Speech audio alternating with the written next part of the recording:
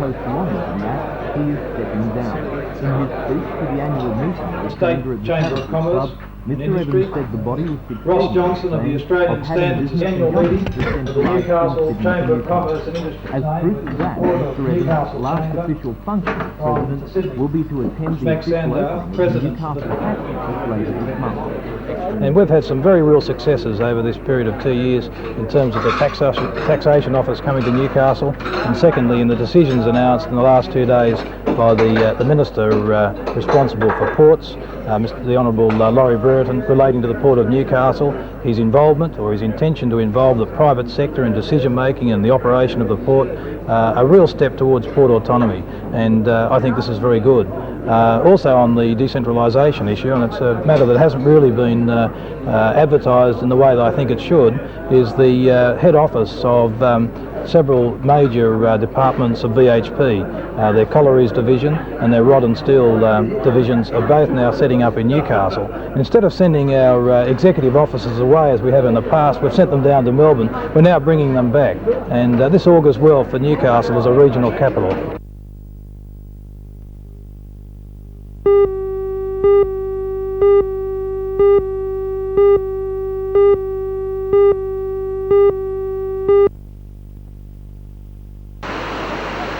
The Hunter Water Board handles an average of 10,000 tonnes of sewage a day, and a significant part of that is industrial and trade waste. Congealed oil and grease are common causes of blockages in sewer mains. Some high-strength trade waste cause chemical and biological reactions which produce acid. All of which take a great deal of money to clean up and treat. Traditionally, the board has accepted those costs and passed them on to all ratepayers. Now, in line with its use of paved water rating system and following the practice of authorities in Sydney and Melbourne, the board has introduced what it calls a fairer system. We thought that the general ratepayer did not have to meet the cost of treating trade wastes which carry problem residues with them, that the person or the company, industry responsible for putting those trade wastes in the sewers should meet the costs of both transport and treatment when it gets to the works. Water Board officers will regularly inspect all 700 trade waste facilities in the region. In some cases, industries may be required to install their own monitoring equipment. The Water Board system has the added bonus of controlling and reducing pollution levels in the system.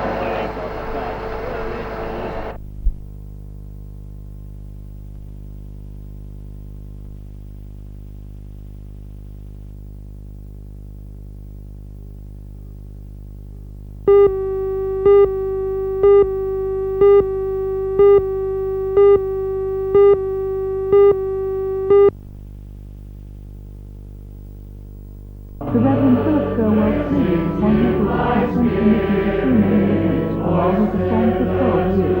Prior to this, he worked as a missionary in Fiji.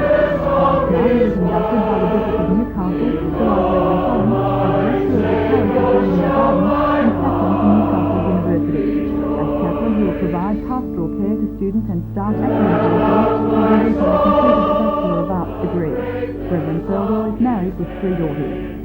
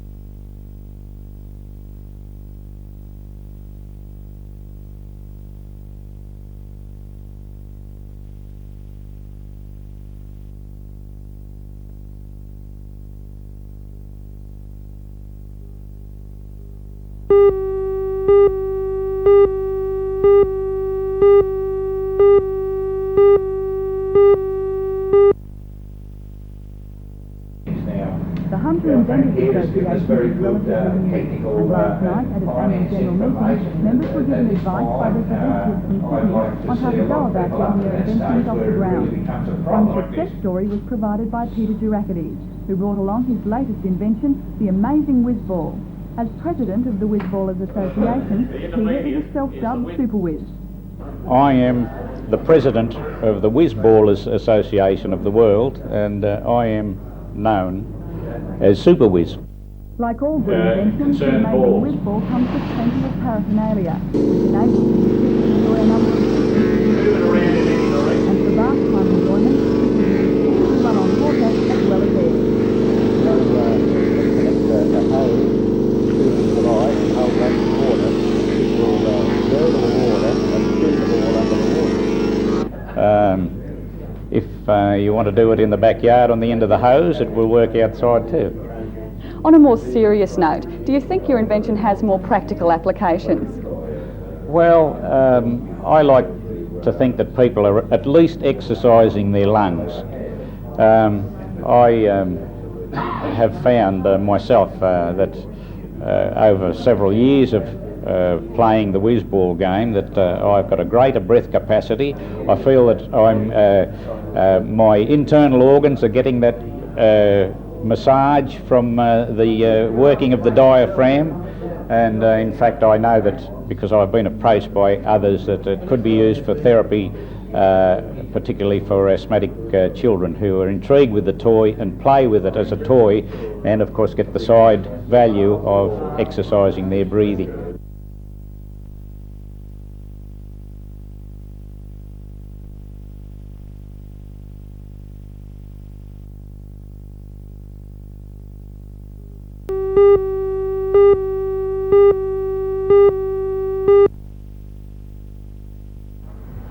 Ansett and TAA have cancelled all flights to and from Sydney, and most international carriers are flying elsewhere. East West Airlines are operating the most domestic services. Most of the stranded passengers are being transferred by coach to Canberra, Melbourne and Newcastle to join connecting flights. In Newcastle yesterday, Williamtown's airport facilities were stretched to the limit, coping with the 6 busloads of passengers from Sydney as well as local passengers. In the small airport lounge, it was standing room only as people queued at the ticket counter. Newcastle's TAA manager, Chris Torres, says although the atmosphere is hectic, they're coping. We can continue this continually until the strike finishes. It's just whether people want to travel on the bus from here to Sydney, but while ever we have the facility here available to us and no problems, we can operate into Newcastle and transport passengers to Sydney.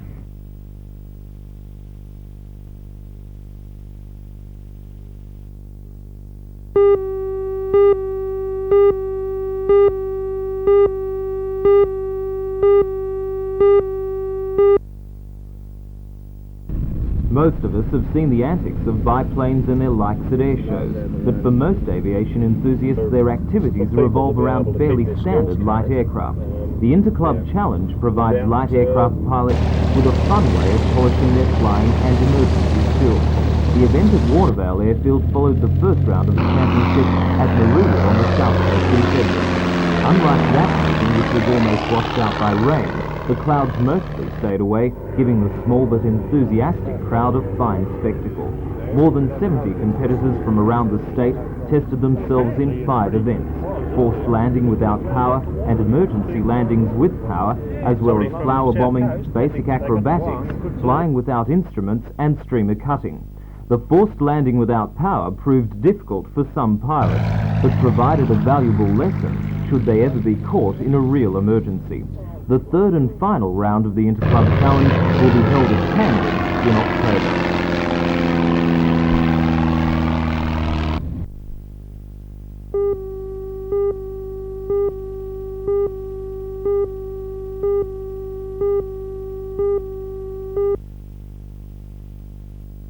The proposal comes in the wake of the arrival in Honolulu of the bodies of 13 servicemen who were killed in Laos 13 years ago. There are still 2,500 soldiers in Vietnam, Cambodia and Laos that are unaccounted for, and the United States government is cautiously optimistic that the high-level talks will help determine their fate once and for all. In England, there's been a serious split in the National Union of Mine Workers headed by Arthur Scargill. The Nottinghamshire miners who opposed the recent year-long strike have voted 10-1 to break away from the National Union. The crunch came last week when a number of new rules were introduced at the National Union's annual conference, one of which was to make Mr Scargill life president of the union. Mr Scargill claims the new union won't be recognised. Meanwhile, in Brussels, a Belgian parliamentary report has blamed Liverpool supporters for starting the riot at the European Soccer Cup final that claimed 38 lives.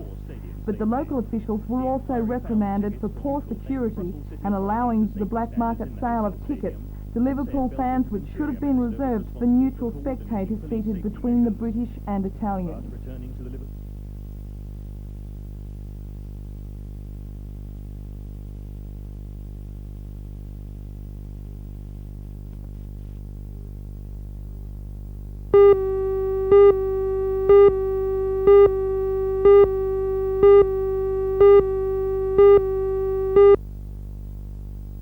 Most horse auctions in Australia offer what are called doggers, poor quality horses which fetch low prices.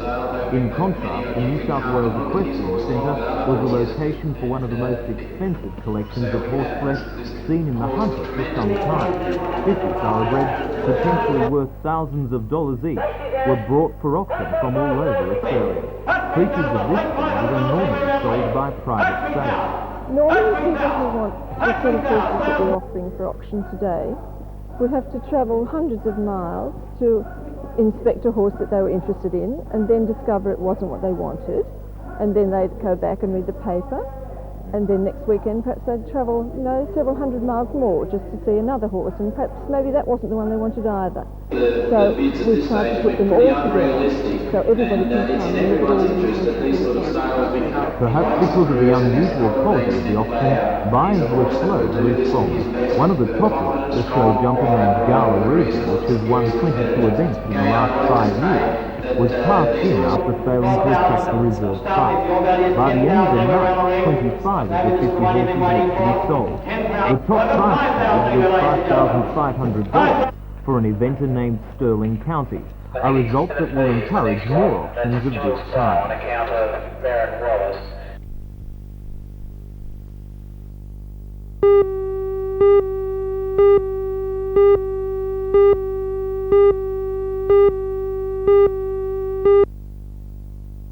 Friends of Former president of the Newcastle Rotary Club, Richard Hughes, presented a cheque to the man responsible for getting the life education program off the ground in effort of yours will not be overlooked and lost the program aims at preventing drug and it abuse is the by wish letting of the children as early as APD primary school level along to the with the dangers of firms using drugs. and making Father some Briggs said the announcements. money will go towards This is the fitting first out start. these vans, This the is first just of which will be priority hard. operational This later is the this first year. start. The vans will be used as mobile centres to be taken round the region schools. Father Briggs said this should allow the centre to reach about 51,000 youngsters in the Hunter and 20,000 and students on the making some Central Coast. announcements as to the government's capital involvement.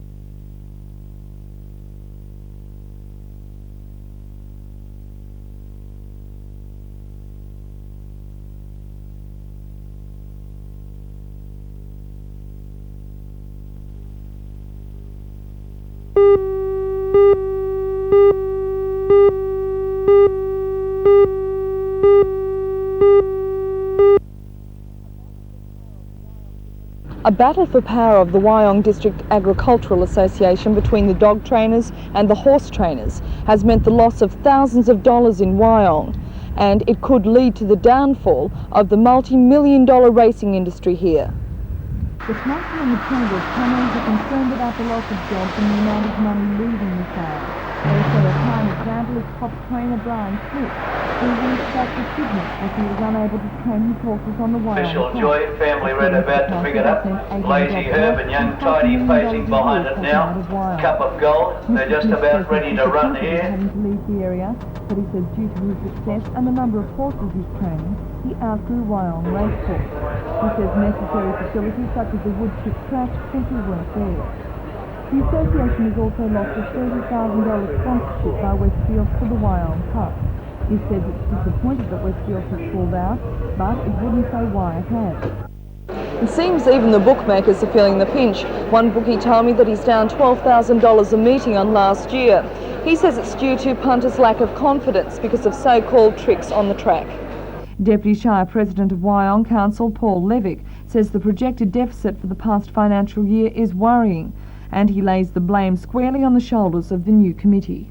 They have not incorporated enough business people in the Wyong Shire, but more particularly in Wyong. The Wyong Chamber of Commerce wanted to get involved in the running of the association, and indeed were involved in running of the association.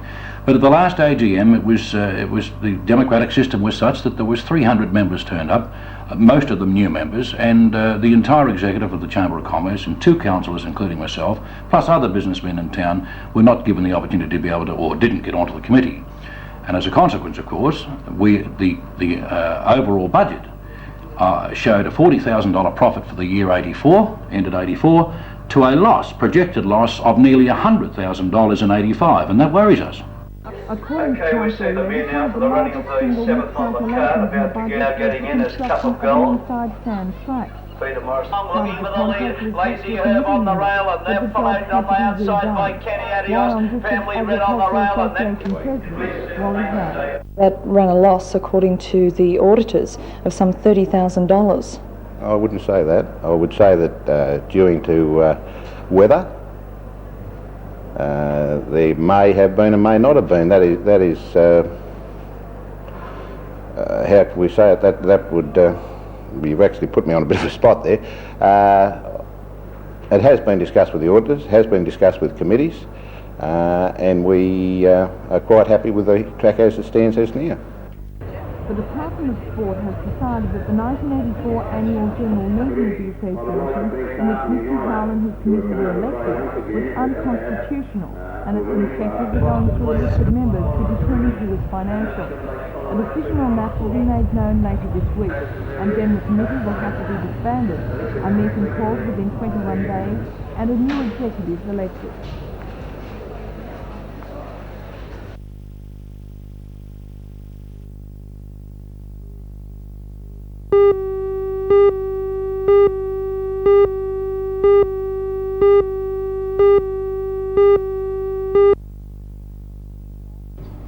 Mindas, the Dialogue Corporation and Sirenet. Those operations may not mean much to you now, but due to the number of microcomputers being used and advances in telecommunications, they're increasing in importance as information dissemination networks. Representatives from the CSIRO conducted the seminar to let people know just how easy it is to get the information. All you need is a telephone, a computer and a printout machine. And you can have information on almost any subject from almost anywhere in the world. We can assist by making the industry aware of the amount of information that is available and getting them to utilise that information to make any decisions that they have to make for their company. What would be an example of the information and how you could use it? Well, if we take energy again as an example, CSIRO produces a database called Torres, which is a renewable energy database. So if you're interested in the use of, say, solar energy in Newcastle, you could in a couple of minutes search that database through 10,000 records and find a handful of articles that would give you details on the use of solar energy in this area. Just how expensive is this service?